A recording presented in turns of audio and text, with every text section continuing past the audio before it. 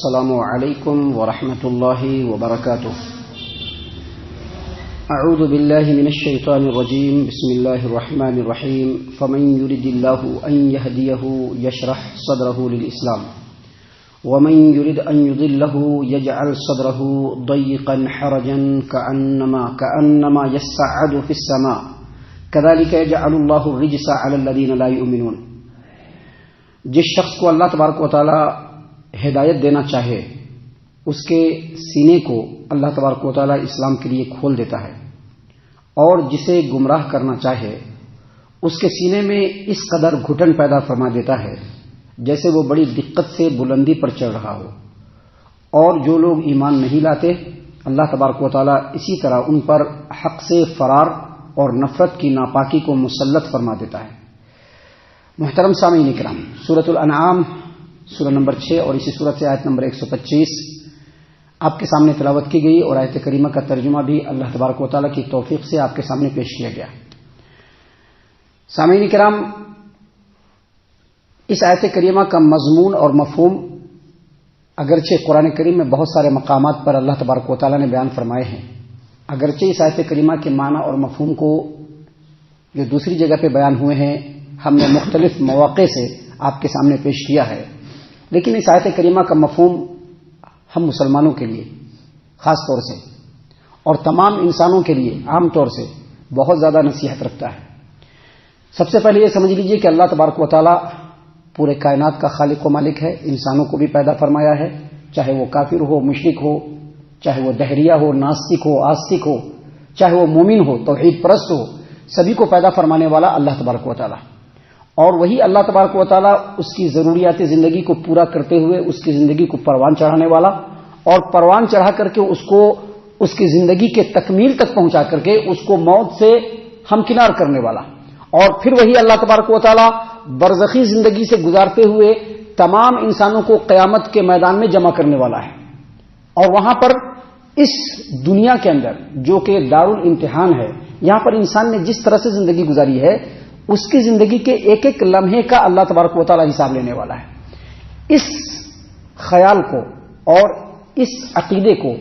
ذہن میں رکھ کر کے اس آیت کریمہ کے معنی اور مفہوم پر غور و فکر کیجئے گا، بہت کچھ سمجھنے کے لیے بھی ملے گا، اور زندگی کے آگے رستے کو اچھے انداز میں متعین کر کے گزارنے کا اللہ تبارک و تعالی اس آیت کریمہ کے ذریعے سے طریقہ بھی عطا فرمائے گا. بہت غور و فکر سے سنیے گا. اللہ تبارک و تعالی نے فرمایا فَمَن يُرِدِ اللَّهُ أَن يَهْدِيَهُ يَشْرَحْ صَدْرَهُ لِلْإِسْلَامِ. جس شخص کو اللہ تبارک و تعالی ہدایت دینا چاہے اللہ تبارک و تعالی اس شخص کے سینے کو اسلام کے لیے کھول دیتا ہے. اسلام کے لیے کھول دیتا ہے کیا مطلب یہ کہ جب اس کے سامنے حق بات کو پیش کیا جائے فوراً اس کو ایکسپٹ کر لے گا. اللہ تبارک و تعالی جب اس کے سینے کو اسلام کے لیے کھولے گا تو جیسے ہی اس کے سامنے حق کی دعوت کو پیش کیا جائے گا، اسلام کی باتوں کو پیش کیا جائے گا، فوراً وہ اپنے سینے کو چوڑا کرتے ہوئے اپنے دل کو کشادہ کرتے ہوئے اس حق بات کو ایکسپٹ کرے گا.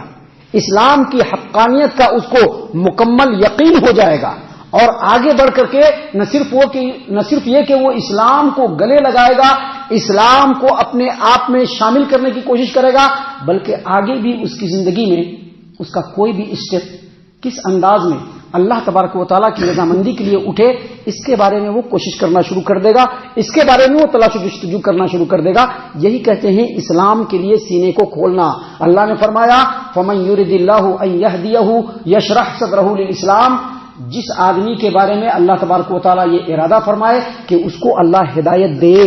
یعنی جس کو اللہ تبارک و تعالیٰ ہدایت دینا چاہے اللہ تعالیٰ اس کے سینے کو اسلام کے لیے کھول دیتا ہے. اور آگے مزید فرمایا وَمَن يُرِدْ أَن يُضِلَّهُ يَجْعَلْ صَدْرَهُ ضَيِّقًا. اور جس آدمی کو گمراہ کرنا چاہے اللہ تعالیٰ اس کے سینے میں گھٹن پیدا کر دیتا ہے. گھٹن پیدا کر دیتا ہے کیا مطلب یہ ہے کہ جب اس کے سامنے خالص اسلام کو پیش کیا جائے گا، جب اس کے سامنے اللہ کے کلام کو پیش کیا جائے گا، جب اس کے سامنے نبی کی تعلیمات کو پیش کیا جائے گا تو اس کے دل میں گھٹن محسوس ہونے لگی. وہ اس کو غور سے سننے کی کوشش نہیں کرے گا، یوں ہی فارملی وہ سنے گا. اگر اس کو سننے کے لیے مجبوری ہو جائے تو سنے گا ضرور، لیکن یوں ہی ایک کھانا پوری کے لیے سنے گا. وہ سن کر کے اس کے دل میں گھٹن محسوس ہوگی، کبھی وہ اس پر غور و فکر کرنے کی کوشش نہیں کرے گا، یہاں تک کہ اس کا سینہ بالکل تنگ ہو جائے گا اور اس مقام پہ پہنچ جائے گا کہ اللہ تبارک و تعالیٰ اسلام کو جو سر بلندی دے گا، اس کو ایسا محسوس ہوگا کہ وہ بالکل آسمان کی طرف چڑھ رہا ہے، اونچائی کی طرف چڑھ رہا ہے، اور چڑھتے ہوئے جب اس کا سینہ پھولنے لگتا ہے، دل میں گھٹن محسوس ہونے لگتی ہے، بالکل ویسے ہی اس کے ساتھ ہونے لگے گا۔ دیکھیے اللہ تبارک و تعالیٰ نے کیا فرمایا کہ جس شخص کو اللہ ہدایت دینا چاہے اس کے سینے کو اللہ تبارک و تعالیٰ اسلام کے لیے کھول دیتا ہے، اور جس شخص کو گمراہ کرنا چاہے اس کے سینے میں اللہ تبارک و تعالیٰ اس قدر گھٹن پیدا فرما دیتا ہے، جیسے پہاڑی پہ چڑھنے والا، بلندی پہ چڑھنے والا جب چڑھتا ہے تو کیا ہوتا ہے، سینہ پھولنے لگتا ہے، سانس بہت مشکل سے نیچے جاتی ہے، دل کے اندر گھٹن محسوس ہونے لگتی ہے، اگر وہ تھوڑی دیر بیٹھ کر کے سستائے نہیں تو مزید گھٹن کے اندر اضافہ ہونے لگتا ہے۔ اللہ نے اس کی مثال دی ہے۔ یہاں پر ان باتوں کو سمجھ لینے کے بعد اور آیت کریمہ کے مفہوم کو آگے سمجھنے سے پہلے ہم ایک بات اور بتلا دینا چاہتے ہیں۔ اللہ تبارک و تعالیٰ جس شخص کو ہدایت دینا چاہے اور اللہ جس کو گمراہ کرنا چاہے، یہاں پر یہ سوال پیدا بار بار ہوتا ہے کہ اللہ جس کو چاہے گا ہدایت دے گا، اللہ جس کو چاہتا ہے وہ گمراہ کر دیتا ہے، لیکن یہاں پر اس کا مفہوم ہم اس طرح سے نہیں سمجھیں گے، بلکہ اس کا مفہوم قرآن کریم کی دوسری آیتوں سے سمجھیں گے کہ جو آدمی اللہ تبارک و تعالیٰ کی ہدایت کا طلبگار ہوگا اللہ اسی کو ہدایت دینا چاہے گا، اور جو آدمی اللہ تبارک و تعالیٰ کی ہدایت کا طلبگار نہیں ہوگا، جو آدمی یہ چاہے گا کہ وہ گمراہی کے راستے پہ ہی چلے، اللہ تعالیٰ اس کو گمراہ کر دے گا۔ یہی ہے مطلب اس کا۔ اللہ نہیں چاہتا بلکہ بندہ چاہتا ہے، جیسا بندہ چاہتا ہے اللہ اس کو ویسے ہی کر دیتا ہے، کیونکہ اللہ تبارک و تعالیٰ نے اس روئے زمین پر تمام چیزوں کو تو اپنا پابند ضرور بنایا ہے، اور انسان بھی اپنی پیدائش سے لے کر کے موت تک اللہ تبارک و تعالیٰ کے قانون کا پابند ضرور ہے، لیکن وہ زندگی گزارنے میں خود مختار ہے۔ دنیا کے اندر وہ چاہے تو ہدایت کا رستہ اختیار کر لے، وہ چاہے تو گمراہی کا رستہ اختیار کر لے، یہ اس کے اختیار میں، اللہ نے اس کو اختیار دے دیا ہے۔ البتہ اللہ تبارک و تعالیٰ نے ہر انسان کے دل میں اس کے اندر جذبہ دیا ہے خیر کو بھی پہچاننے کا اور شر کو بھی پہچاننے کا، اسی چیز کو کام میں لا کر کے انسان اگر چاہے تو ہدایت کا رستہ اختیار کر لے اور چاہے تو گمراہی کا رستہ اختیار کر لے۔ تو اللہ تبارک و تعالیٰ نے یہاں پر فرمایا کہ جس شخص کو اللہ تعالیٰ ہدایت دینا چاہے اس کے سینے کو اللہ تبارک و تعالیٰ اسلام کے لیے کھول دیتا ہے، اور جس شخص کو گمراہ کرنا چاہے اللہ تبارک و تعالیٰ اس کے سینے میں اس قدر گھٹن پیدا فرما دیتا ہے کأنما یصعد فی السماء، جیسے کہ وہ آسمان پر چڑھ رہا ہے۔ آیت کریمہ کے اس ٹکڑی کی تفسیر میں امام ابن ابی حاتم نے اپنی تفسیر ابن ابی حاتم میں حکم بن ابان کی روایت کو نقل کیا۔ حکم بن ابان نے اکرمہ سے اور وہ سیدنا عبداللہ ابن عباس رضی اللہ عنہما سے روایت کرتے ہیں کہ یہ مثال دی گئی ہے بالکل اس طرح سے کہ جس طرح سے آسمان پہ چڑھنا ناممکن ہے ایسے لوگوں کے لیے، ویسے ہی ایسے لوگوں کے لیے ناممکن ہے کہ اس کے دل میں اسلام اور توحید داخل ہو جائے، الا یہ کہ اللہ تبارک و تعالیٰ اس کے دل میں اسلام اور توحید کو داخل کر دے۔ حافظ ابو جعفر ابن جریر طبری رحمۃ اللہ علیہ اپنی کتاب تفسیر الطبری میں فرماتے ہیں کہ اللہ تبارک و تعالیٰ نے اس آیت کریمہ کے اس ٹکڑے میں کافروں کے دلوں کی مثال کو بیان کیا ہے کہ کافر کے لیے اللہ تبارک و تعالیٰ بالکل اسی طرح سے سینے کو تنگ کر دیتا ہے، جس طرح سے آسمان پر چڑھنا ناممکن ہو ویسے ہی توحید تک پہنچنا اس کا ناممکن ہوتا ہے۔ آسمان تک پہنچنا جیسے ناممکن ہو ویسے ہی کفار و مشرکین کے لیے توحید اور اسلام تک پہنچنا مشکل ہوتا ہے، ناممکن ہوتا ہے۔ لیکن یاد رکھیے اللہ تبارک و تعالیٰ کی ہدایت کا دروازہ کھلا ہوا ہے، چاہے کافر ہو، چاہے مشرک ہو، چاہے آستک ہو، چاہے ناستک ہو، چاہے دہریہ ہو، چاہے کوئی بھی ہو، اگر وہ اللہ تبارک و تعالیٰ کی ہدایت کے دروازے کو تلاشتے ہوئے اس میں داخل ہونا چاہے، اللہ نے فرمایا لَنَهْدِيَنَّهُمْ سُبُلَنَا، ہم اپنے ہدایت کے راستے پر اس کو لے کے چلے جائیں گے۔ لیکن سوال صرف یہی ہے کہ وہ خود ہدایت کی طرف آئے تب۔ سامعین کرام، ان تمام باتوں کو بیان کرنے کے بعد اللہ تبارک و تعالیٰ نے فرمایا كَذَلِكَ يَجْعَلُ اللَّهُ الرِّجْسَ عَلَى الَّذِينَ لَا يُؤْمِنُونَ، اور جو لوگ ایمان نہیں لاتے اللہ تعالیٰ اسی طرح ان پر حق سے فرار اور حق سے نفرت کی ناپاکی کو مسلط فرما دیتا ہے۔ کون لوگوں کو؟ جو ایمان نہیں لانا چاہتے۔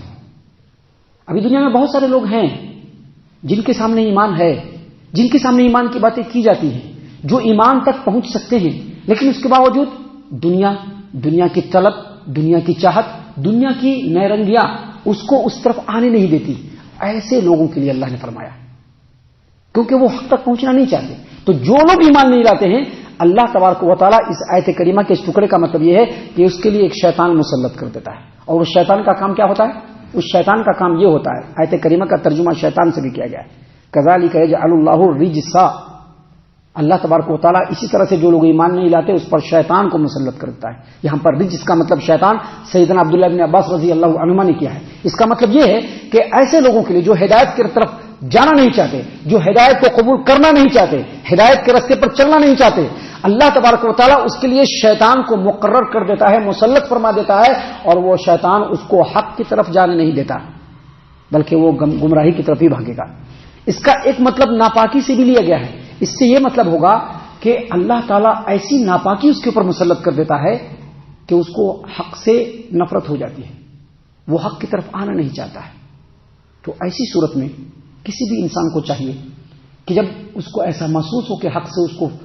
پسندیدگی نہیں ہو رہی ہے، اس آدمی کو اللہ تبارک و تعالیٰ سے حق مانگنا چاہیے. اللہم ارنا الحق حقا وارزقنا اتباعہ، اے اللہ حق کو حق کی طرح سے مجھ کو دکھلا اور اس کو اس کی پیروی کرنے کی توفیق عطا فرما. اس طرح کی دعا اللہ تبارک و تعالیٰ سے کرنی چاہیے، اللہ سے ہدایت مانگنی چاہیے. اگر عربی میں نہیں کر سکتے ہیں تو اپنے لینگویج میں ہی دعا کرنا چاہیے اللہ سے،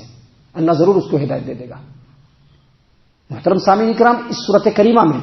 آگے اور بھی بہت ساری باتیں ہیں جو اللہ تبارک و تعالیٰ نے خالص ہماری ہدایت اور رہنمائی کے لیے نازل فرمائے. ہم اللہ سے دعا کرتے ہیں کہ اللہ تعالیٰ ہم تمام کو ان تمام باتوں کے اوپر خوب غور و فکر اور تدبر کرنے کے ساتھ ساتھ ان باتوں کے اوپر عمل کرنے کی بھی توفیق عنایت فرمائے. آمین. اللہ تعالیٰ ہم تمام کو صحیح معنوں میں پکا سچا مومن مسلمان بنائے، اللہ اور اس کے رسول صلی اللہ علیہ وسلم کی اطاعت و فرما برداری کرنے والا بنائے، صحابہ کرام رضی اللہ عنہم کے طریقے پر چلنے والا بنائے، جنت الفردوس میں جگہ عطا فرمائے. اے اللہ ہم تمام کو جہنم سے پناہ دے. اے رب العالمین ہم تمام کو جہنم سے پناہ دے. اے مالک الملک ہم تمام کو جہنم سے پناہ دے. آمین یا رب العالمین. وما علینا الا البلاغ المبین. تبارك الذي نزل الفرقان على عبده ليكون للعالمين نذيرا.